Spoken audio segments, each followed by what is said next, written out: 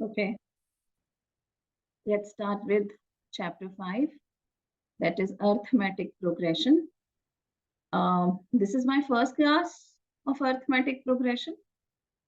Okay, for quick revision, right? There are a few terms which we should be, terminology which we should be aware. The first term is called A or A1. Then AN का मतलब होता है nth term. Example, if it is A10, that means 10th term. And then there is a common difference. What is common difference? Arithmetic progression. Progression yani series of numbers. Arithmetic progression is a special series of numbers in which the difference between two consecutive terms is always same. For example, if I say 3, 6, 9, 12 and so on, if you observe the difference, it is always positive 3. ठीक है, तो आपको अगर check भी करना है कि AP है कि नहीं, आप 3 बार डिफरेंस चेक करिए. अगर तीनों बार सेम है तो वो अर्थमेटिक प्रोग्रेशन है. डी हम कैसे निकालते हैं? हमेशा हम पीछे वाली टर्म्स में से पहली माइनस करते हैं. जो डिफरेंस होता है वो पॉजिटिव भी हो सकता है, नेगेटिव भी हो सकता है. उसके बाद the other formula is an का एक फॉर्मूला होता है. अगर आपको कोई भी टर्म निकालनी है, मानो आपको एपी में ए पता है, डी पता है, फर्स्ट टर्म पता है, कॉमन डिफरेंस पता है, आपको उसकी 234th टर्म निकालनी है, तो उसका एक फॉर्मूला है a plus n minus 1d. Suppose मुझे अगर 234th टर्म निकालनी है तो that would be a plus 233. 233 कैसे हुआ? 234 में से 1 माइनस करके d. ठीक है, ये आपको बहुत सारे क्वेश्चंस ऑफ एक्सरसाइज 5.2 सॉल्व करने में हेल्प करेगा. उसके बाद हमारे पास एक फॉर्मूला होता है SN, sum of first n numbers, n terms. Example मतलब A1 plus A2 plus A3 कहां तक? AN तक. ठीक है, इसका sum formula is n/2 2a plus n minus 1d. इसका एक फॉर्मूला और होता है n/2 a प्लस, या तो आप an बोलो या आप l बोलो, मतलब जो लास्ट टर्म है. ठीक है, ये तो हमारे बेसिक फॉर्मूलाज हैं. जो इसमें एग्जाम्पलर यदि हम निकालें एपी की, एक बार एग्जाम्पलर ले आओ एपी की.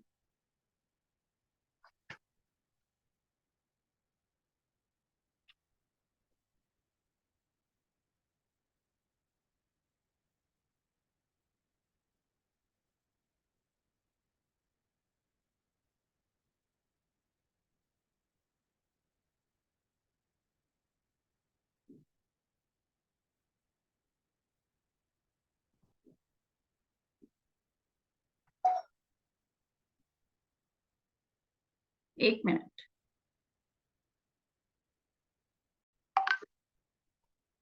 अब एग्जाम्पलर के अंदर अगर हम एक्सरसाइज 5.1 देखें, ऐसे बहुत से क्वेश्चंस होंगे. अगर मैं कॉन्सेप्ट वाइज बात करूं,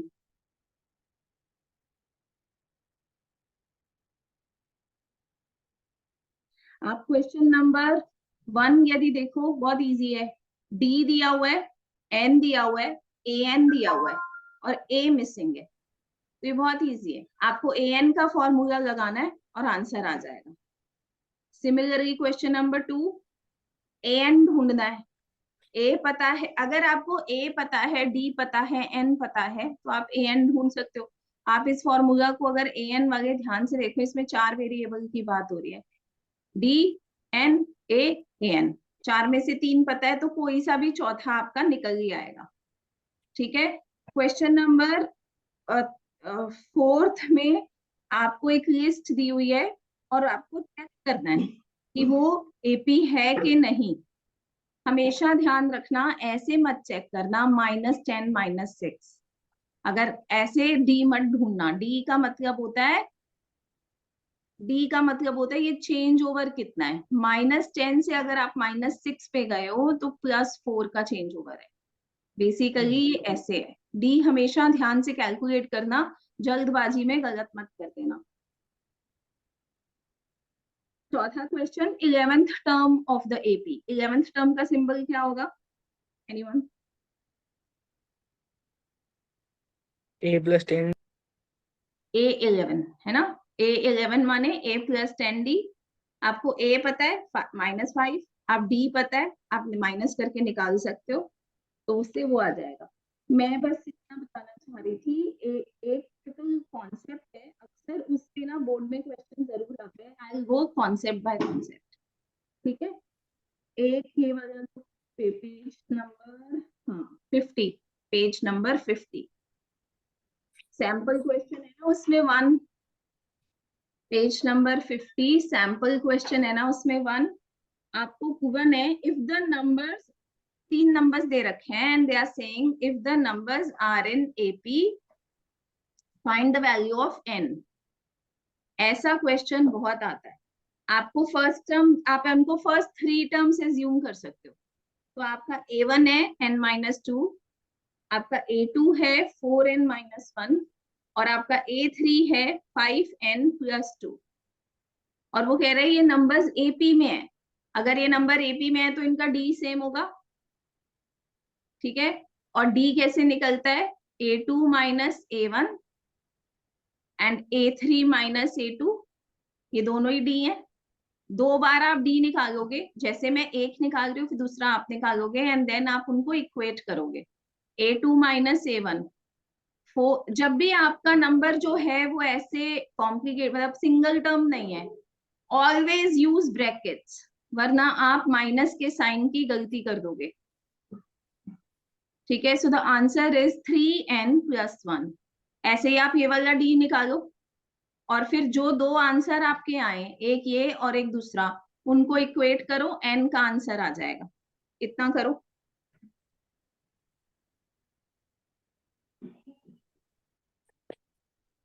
दूसरा n निकाला, 5n+2 -4n-1. So it's 5n+2 -4n+1. So this is n+3। दोनों को इक्वेट करेंगे तो आपका n का आंसर आ जाएगा 1। इतना क्लियर है क्या? ठीक है। सेम कॉन्सेप्ट, बिल्कुल सेम कॉन्सेप्ट पर जो नेक्स्ट क्वेश्चन है, that is exercise 5.3 question number 11।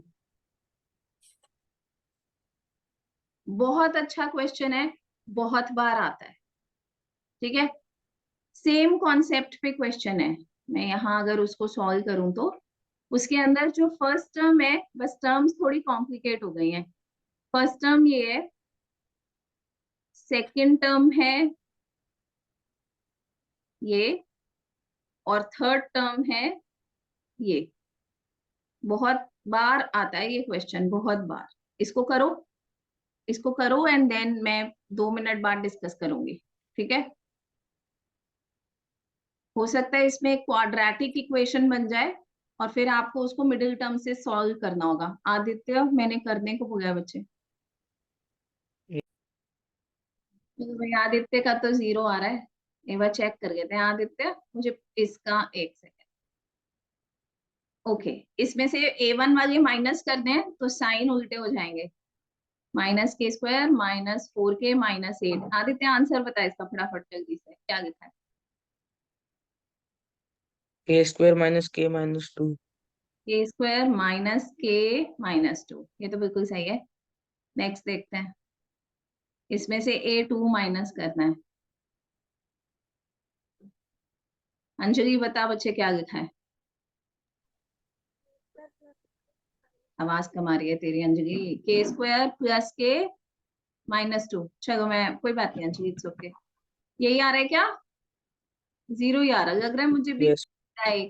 ये दोनों डिफरेंस सेम होंगे क्योंकि ये एपी है। हाँ, ये कट कट से जा रहे हैं, राइट। ठीक है, सो केस वाले सारे एक तरफ ले आते हैं। और नंबर्स एक तरफ ले जाते हैं, तो इस तरफ तो 0 बन गया, के स्क्वायर कट गया, -2k is equal to 0, that means k is equal to 0 upon -2 which is 0, बच गए आप। इसमें कभी कभी ऐसा क्वेश्चन आ जाता है जहाँ एक क्वाड्रेटिक इक्वेशन बन जाती है, तो डर मत जाना, एक क्वाड्रेटिक बन गई, अब क्या करें, सॉल्व कर देना उसको, ठीक है। ऐसा ही सिमिलर क्वेश्चन इसी एक्सरसाइज का क्वेश्चन नंबर 4 करेंगे अभी। अच्छा क्वेश्चन है वो भी, हो सकता है उसमें आपके पास लीनियर इक्वेशन आ जाए, ठीक है, it might be possible, try करिए। मैं आपको क्वेश्चन बुक है ना सबके पास? द क्वेश्चन इज, ये वाला क्वेश्चन है, question number 4 exercise 5.3 of exemplar, ठीक है। वो कह रहा है ये सब एपी में है, अगर ये सब एपी में है तो कह रहा है ए बी और सी की वैल्यू ढूंढो। ये भी सिमिलर कॉन्सेप्ट ही है। हाँ, इसमें आप थोड़ा सा और इजी तरीके से भी कर सकते हो, कैसे देखो, ये A1 है, ये A2 है, ये A3 है, ये A4 है, ये A5 है। आप D निकाल के भी कर सकते हो, मेरे ख्याल से जब आप D निकालोगे तो वो लीनियर इक्वेशंस की तरह बनेगा। हम इससे भी स्टार्ट कर सकते हैं, A3 से। A3 का मतलब होता है A plus 2D, that means B is equal to A plus, आप D से ही करो, D वाले मेथड से ही करो, क्योंकि इसमें 1 2 3 4 5 टर्म है, मैंने 4 बार D निकाल दिया। अब हमें इसको सॉल्व करना है, कौन सी दो इक्वेशन से D आराम से निकल जाएगा मतलब?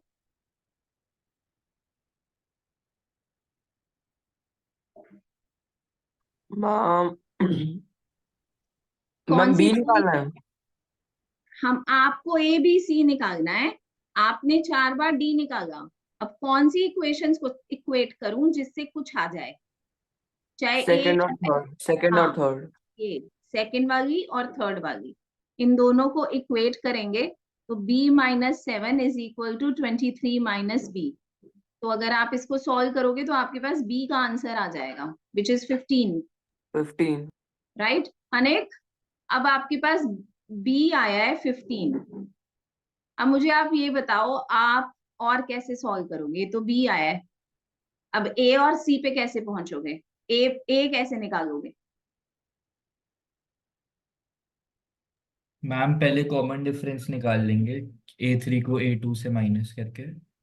हाँ, आप ऐसा कर सकते हो कि आप ये वाला इक्वेशन यूज कर लो, सेकंड वाला फिर से, और उससे आपके पास डी आ जाएगा। मैम फर्स्ट और सेकंड इक्वेशन यूज नहीं कर फर्स्ट और सकते सेकंड इक्वेशन को भी करके कर सकते हो कि फर्स्ट और सेकंड को इक्वेट करके बी का वैल्यू लगा दिया, ठीक है। बाकी ये वाला मेथड भी कर सकते हो कि अगर बी 15 है तो आपका डी कितना होगा, 15 माइनस 7 विच इज 8, इसका मतलब 7 माइनस ए भी 8 के बराबर हो गया और c माइनस 23 भी 8 के बराबर हो गया, इससे थोड़ा जल्दी हो जाएगा मतलब,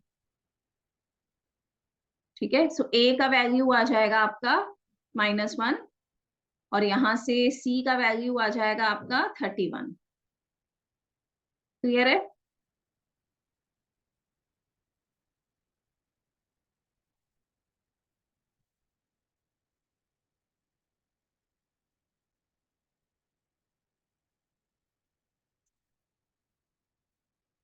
ओके, नेक्स्ट कॉन्सेप्ट पे जा रही हूँ मैं।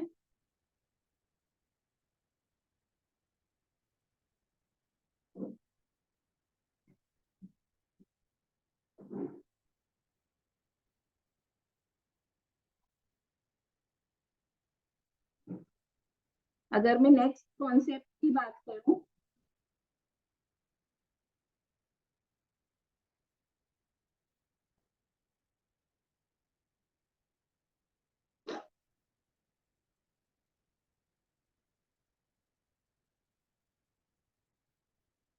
एमसीक्यूज में तो इतना भी कोई टफ नहीं है। हाँ, ये देख लेते हैं, सैम्पल क्वेश्चन 2 देखो, page number 50, sample question 2, middle most term ये भी एक इंपॉर्टेंट क्वेश्चन है। मिडिल मोस्ट टर्म या मिडिल मोस्ट टर्म्स, ठीक है। बेसिकली सिंगल मिडिल मोस्ट यानी आपको वो टर्म या तो ढूंढनी है या ये दे रखी होगी, इसके इधर भी सेम नंबर ऑफ टर्म्स होंगी, इसके इधर भी सेम नंबर ऑफ टर्म्स होंगी। अगर आपका n ऑड है, अगर आपका n ऑड है, ये मीडियन और एपी स्टैटिस्टिक्स और एपी का कॉम्बिनेशन का क्वेश्चन है, ठीक है। अगर आपका n ऑड है तो आपकी मिडिल टर्म क्या होगी? आपकी मिडिल टर्म 1 होगी and that would be n plus 1 upon 2th term, ठीक है। और अगर आपका n इवन है, अगर आपका n इवन है तो आपकी मिडिल टर्म क्या होगी? आपकी मिडिल टर्म फिर 1 नहीं होगी, आपकी मिडिल टर्म 2 होंगी, ठीक है। जिनमें से एक होगी n/2th टर्म और दूसरी इससे next n/2 plus 1th term, ठीक है। फॉर एग्जाम्पल ये जो सैंपल क्वेश्चन 2 है उसने कहा है find the value of the middle most term और टर्म्स। वो आपको बता नहीं रहा कि n क्या है, इवन है या ऑड है, आपको उसने एक सीरीज दे दी बस। अब आपको मिडिल मोस्ट टर्म या टर्म्स निकालने के लिए n जानना जरूरी है। n कैसे निकालेंगे आदित्य? मैम ए एन तो गिवन है, उसके फॉर्मूला में जो जो हमें गिवन है वो डाल देंगे an और फिर कितना आ गिवन है? जाएंगे 49। राइट, ठीक है।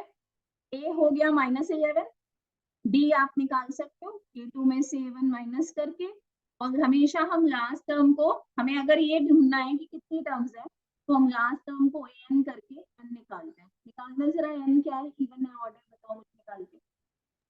16 क्या? 16 बिना निकाले नीचे से मत देख के बता, निकाल ले जरा फट से, निकाल जाए। अच्छा, अंजलि कह रही है उसने निकाल लिया। चलो an is a plus n minus 1d, इसमें वैल्यूज डालते हैं। 49 is equal to -11 plus n minus 1 into 4। मैं एक बात बताऊं, अक्सर बच्चे ऐसे सॉल्व करते हैं, इधर देख लो, अक्सर बच्चे क्या करते हैं, ये ब्रैकेट खोल देते हैं, फिर 11 और 15 4 को ऐड करेंगे, फिर उसको उधर लेके जाएंगे। ज्यादातर करके इक्वेशंस ऐसे जल्दी सॉल्व हो जाती हैं। आप पहले 11 को उधर ले जाओ तो इधर कितना हो जाएगा 60, फिर 4 को उधर लेके जाओगे तो डिवाइड हो जाएगा। ज्यादातर क्वेश्चंस ऐसे जल्दी सॉल्व हो जाते हैं। So this is 15 is equal to n minus 1, so n हमारा आ गया 16। अब ये इवन है या ऑड है आदित्य? हम इवन है। इवन है। अगर ये इवन है तो हमारे पास 2 टर्म्स होंगी, ठीक है, मिडिल टर्म्स। तो उसके बाद आप ये फॉर्मूला लिखिए ये वाला, और फिर ये दोनों टर्म्स आप निकाल सकते हैं। This would be 8th term and this would be उससे नेक्स्ट 9th टर्म। ये फॉर्मूलाज आप नोट कर लीजिए। मैं तो हमेशा कहती हूँ कोई भी नई चीज सीख रहे हो बार बार रिवाइज करनी है, रजिस्टर पे नहीं, एनसीईआरटी पे, या तो जहाँ चैप्टर स्टार्ट हो रहा है वहां नोट कर लो अगर जगह है तो, अदरवाइज मेन एनसीईआरटी की बुक में जहाँ चैप्टर खत्म हो रहा है ना वहां पर स्पेस होता है, वहां नोट कर लो, क्योंकि एनसीईआरटी की बुक आप जरूर पढ़ोगे बोर्ड्स में, ऐसे रजिस्टर पे तो खो जाएगा। ठीक है, ये फॉर्मूला लिख लो, 2 मिनट दे रही हूँ बुक निकाल के, then we will do the next question on the same topic. चलो let's do the next question, exercise 5.3 exemplar, page number 53, question number 19, exemplar exercise 5.3 question number 19। आपको एपी दिया हुआ है, अच्छा क्वेश्चन है, करना जरूर चाहिए। अच्छा क्यों है, कॉन्सेप्ट तो सेम है बट इसमें फ्रैक्शंस हैं और वो भी शौर्य नहीं बैठा, मिक्स्ड फ्रैक्शन है, वो हमेशा पूछता है मिक्स फ्रैक्शन को चेंज कैसे करना है। ठीक है, तो इसमें भी यही करना है। वो कह रहा है sum of middle two most terms. अब उसने आपको हिंट दे दिया कि यहाँ n इवन होगा, क्योंकि वो दो टर्म्स की बात कर रहे हैं, पर n तो आपको निकालना होगा। तो चलिए करिए ये क्वेश्चन। a आपका -4/3 है, d -1 है, तो ना सॉरी d तो ढूंढना पड़ेगा। -1 में से इसको माइनस करोगे तो आपका d 1/3 आ जाएगा, a इतना है, d इतना है, और an जो है आपका वो 4 1/3 मिक्स फ्रैक्शन है। कैसे चेंज करते हैं? 3 4s are 12, 12 + 1 13। an भी आ गया। अब an का फॉर्मूला लगाइए और n निकालिए। माधव आप ही बताओगे, ये जो आप घूर घूर के स्क्रीन को देखे जा रहे हो ना, आप ही बताओगे, जल्दी बताओ।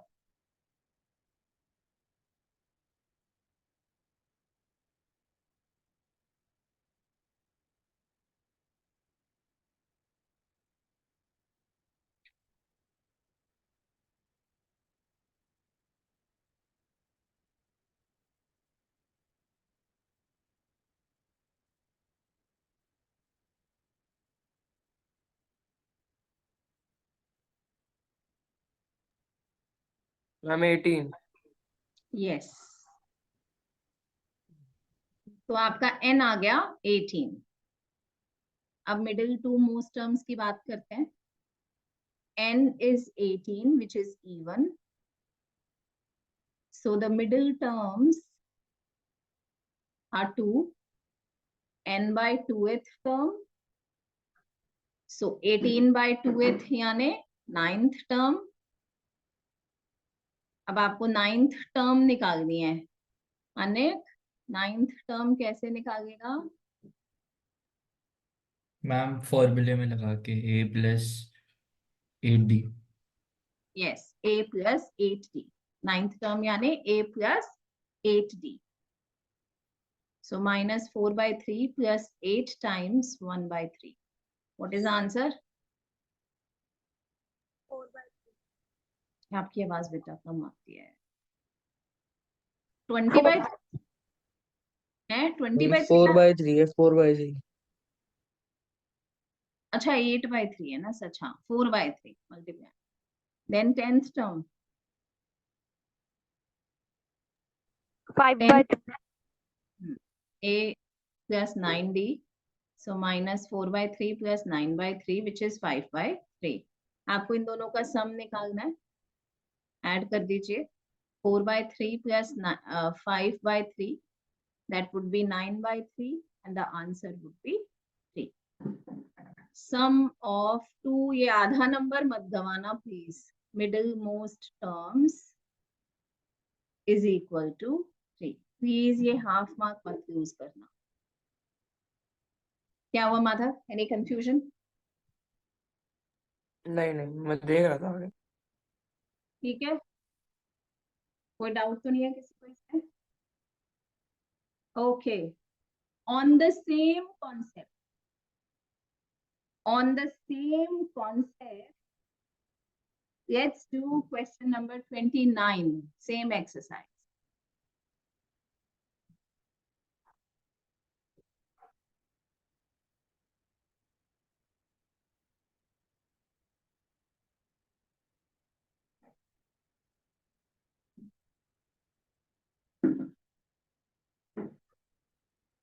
सोचो कैसे कौन होगा। सा क्वेश्चन करना है?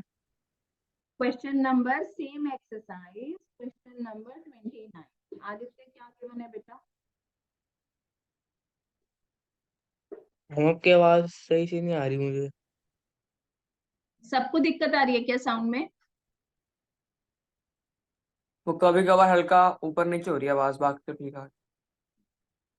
आदित्य क्वेश्चन नंबर 29 गिवन क्या है? मिडल मोस्ट टर्म गिवन है 30 और क्या गिवन है? और n 11 है। n आपका 11 है और मिडिल मोस्ट टर्म जो है वो 30 है।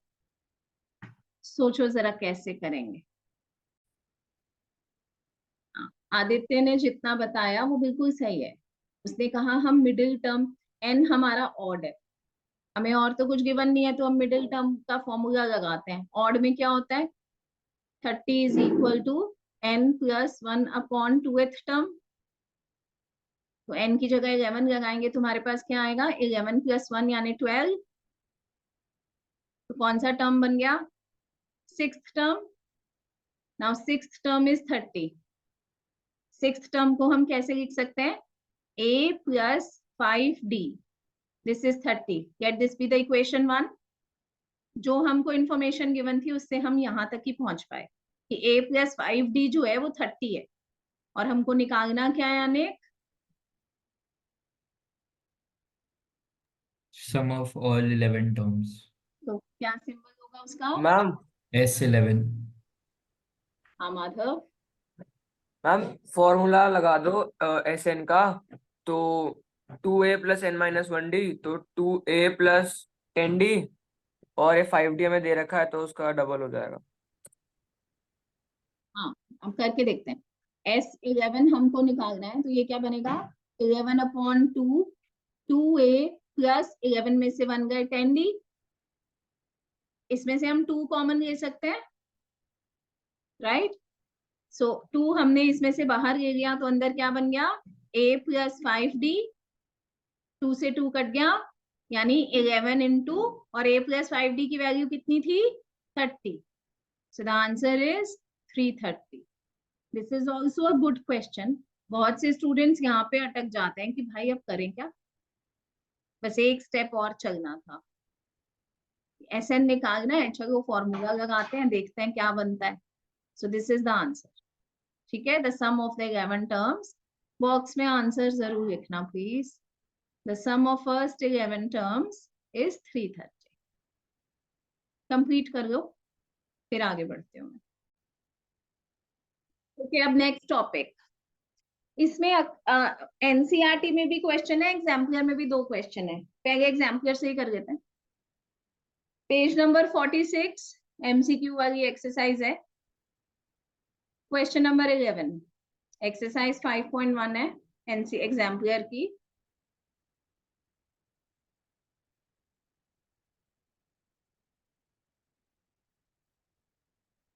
क्वेश्चन नंबर 11, 2 APs की बात हो रही है, they have the same common difference. तो आप ना इसमें हमेशा ऐसे लिख लो, AP1 का कॉलम बना लो, AP2 का बना लो, and let's write down the information given. दोनों की फर्स्ट टर्म, पहले की फर्स्ट टर्म दे रखी है -1, इसकी कैपिटल, एक की कैपिटल ए ले लो, एक की ए स्मॉल ए ले लो, उसकी दे रखी है -8, और दोनों का कॉमन डिफरेंस सेम है, तो कॉमन डिफरेंस को आप डी रखो, इसके भी कॉमन डिफरेंस को आप डी रखो, सेम सिंबल।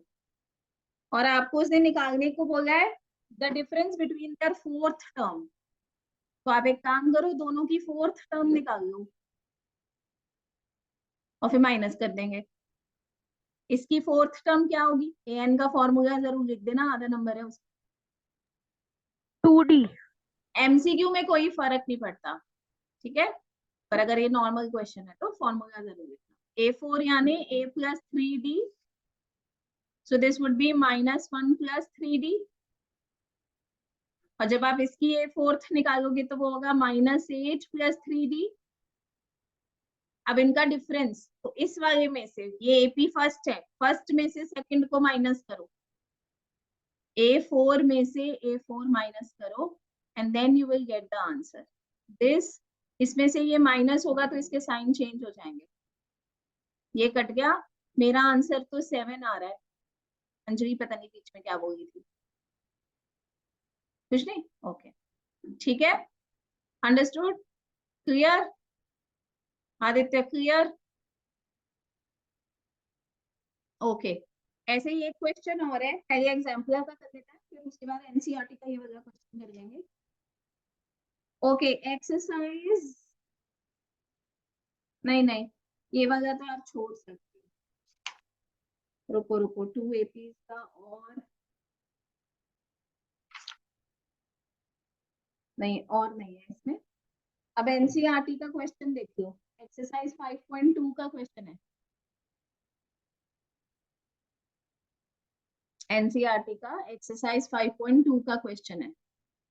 कौन सा क्वेश्चन नंबर है? मिला? मैं ढूंढूं?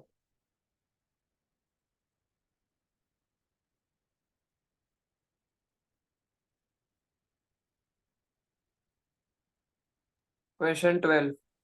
हाँ, क्वेश्चन 12। अब उसमें भी दो एपी की बात हो रही है, AP1, AP2। आदित्य, क्या इंफॉर्मेशन गिवन है AP1 के बारे में? दोनों के बारे में क्या चीज गिवन है? हम दोनों कॉमन डिफरेंस सेम है। दोनों का कॉमन डिफरेंस सेम है। ओके, और कॉमन डिफरेंस की वैल्यू बता रखी है क्या? हम A+99D माइनस A+99D 100 है, और दोनों का ये अलग अलग है। अच्छा, दोनों की 100th टर्म का जो गैप है वो 100 है। हाँ, दोनों का कॉमन, एक सेकेंड, नेट चला गया क्या? इट्स नॉट, ये वर्क नहीं कर रहा। एक second guys. Exercise 5.2 question number 12। हमें दो एपी हैं, उनकी बात हो रही है, AP1, AP2। दोनों का कॉमन डिफरेंस सेम है, तो उसको हम डी रखते हैं। और फर्स्ट टर्म, जो फर्स्ट वाली है उसकी कैपिटल ए ले लो, और जो सेकंड वाली है उसकी स्मॉल ए ले लो। और आपको इंफॉर्मेशन जो गिवन है वो कहा है कि दोनों की 100th टर्म के बीच में जो डिफरेंस है वो 100 है। तो 100th टर्म निकालने के लिए an का फॉर्मूला लगाया। आपको गिवन है कि A100 minus A100 is 100। This is given to you. यहाँ पे A100 बनाएंगे कैपिटल प्लस 99D, उसमें से ये वाला माइनस करेंगे small a minus 99D, that would be 100। सो हमारे पास आ गया a minus a is 100। Let's be this equation 1। Now आपको क्या फाइंड करना है?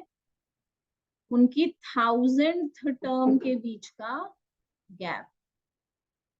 So this would be a capital A plus 999D, उसमें से माइनस करनी है उसकी वाली, तो minus a small a minus 999D, 999D cut गया। So what I am left with, a capital A minus small a, which is also 100 from equation 1. The presentation of this answer is important. ठीक है, ये कभी 2 mark में आ जाए तो इसकी presentation ही इसके मार्क्स हैं। एक बार अपने हाथ से करके देख लो ताकि दोबारा ना करना पड़े बोर्ड में। एक आध कॉन्सेप्ट और होगा बस आज।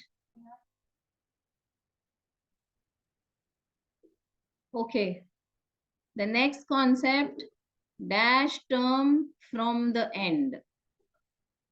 important है, dash term from the end। कैसे करेंगे, याद है किसी को?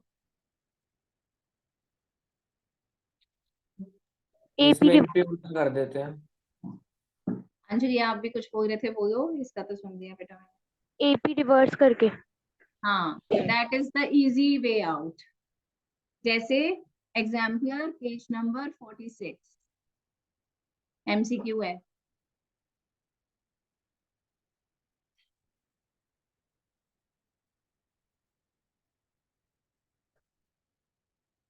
क्या है भाई?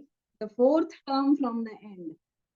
एपी वैसे आपको सीधी दे रखी थी, आपको जो एपी दे रखी थी वो ये दे रखी थी। उल्टी कर दो, उल्टी कर दो मतलब एपी को उल्टा कर दो। ठीक है, ऐसे। Now what is the first term Aditya? जब हम उसको रिवर्स ऑर्डर में कर देते हैं तो what is the first term? Minus 49, 49 sorry 49। 49। और डी कैसे निकलेगा? डी कितना होगा? -3। एमसीक्यू है ना, हमेशा ऑब्जर्व कर लो। -8 से -11, या आप इसको ऐसे कर सकते हो, हमेशा पीछे वाली में से ये वाली माइनस करना, सो दैट इज -3। ठीक है, सो आपका ये आ गया। अब आप an का फॉर्मूला लगाकर, ये तो MCQ है ना, ये तो फटाफट कर सकते हो आप। an का फॉर्मूला लगाओ एंड वैल्यू निकालो। So the answer is 40। हाँ जी, ठीक है। ठीक है। यस क्या माधव कुछ कह रहे हो? नहीं नहीं, कुछ नहीं, कुछ ओके, ऐसे ही आगे चलते हैं। सेम सेम ही क्वेश्चन है ऑलमोस्ट। कहाँ गया? हाँ, ये रहा, पेज नंबर 53, क्वेश्चन नंबर 16 कर लो उसको। Page number 53, question number 16, which term from the end. इसमें क्या है? 12th term from the end. AP को उल्टा करो और फटाफट आंसर निकालो जल्दी से। माधव निकालो निकालो, गाल पे हाथ मत रखो। अगला कॉन्सेप्ट रेड कलर में लिख रही हूँ, बहुत इंपॉर्टेंट है। The first negative term, very important. पहले एनसीईआरटी में, अभी ऑप्शनल एक्सरसाइज है एनसीईआरटी में, है प्रिंटेड है। आदित्य तो बड़ी जोर जोर गर्दन जा रहा है, बाकी लोग किताब ही नहीं है सामने, है ना? मैम ओल्ड बुक है मेरी, तो उसमें तो है। नोटबुक में, ओल्ड बुक में, ओल्ड बुक में। न्यू में भी ऑप्शनल, है। ऑप्शन क्या कह रहे हैं अनिक, क्या कह रहे हो? न्यू वाली में भी ऑप्शनल। है ना? हाँ, पहला क्वेश्चन बताओ क्या है?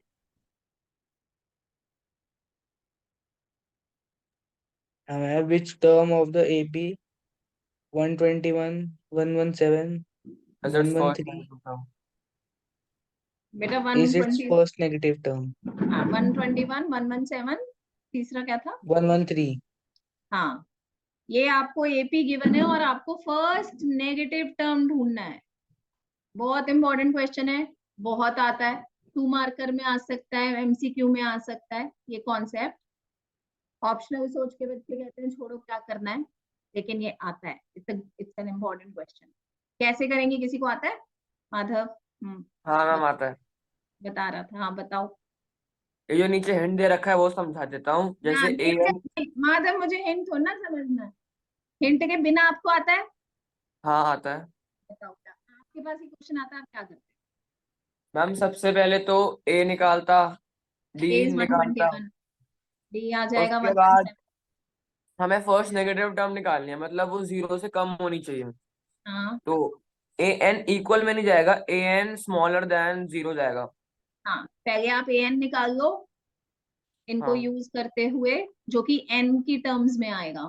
ठीक है, ये हाँ। आपका an हो गया। मैं इसको थोड़ा सा सॉल्व कर दूं अगर तो। सो दिस इज 125 माइनस 4n। ठीक है, हम्म अब हम ये 0 से कम है, इसीलिए इसको हम 0 से कम रखेंगे, इक्वल टू में नहीं रखेंगे। हम्म अब जब आप इसको सॉल्व करोगे, लीनियर इनइक्वालिटी है ये। ठीक है, अब इसको आप कैसे कर सकते हो? 4n को उधर ले जाओ, जैसे नॉर्मल करते हैं, 4 को इधर ले आओ, इसका आंसर आएगा 31.25। यानी n जो है वो इससे बड़ा नेचुरल नंबर होना चाहिए। हाँ। अनेक 1.25 से बड़ा नेचुरल नंबर क्या है बेटा? 32। हाँ, सो 32nd term is the first negative term. Clear है? ठीक है, एक बार इस क्वेश्चन को कर लो, उसके बाद पहले इसको कर लो, फिर एक और बताती हूँ।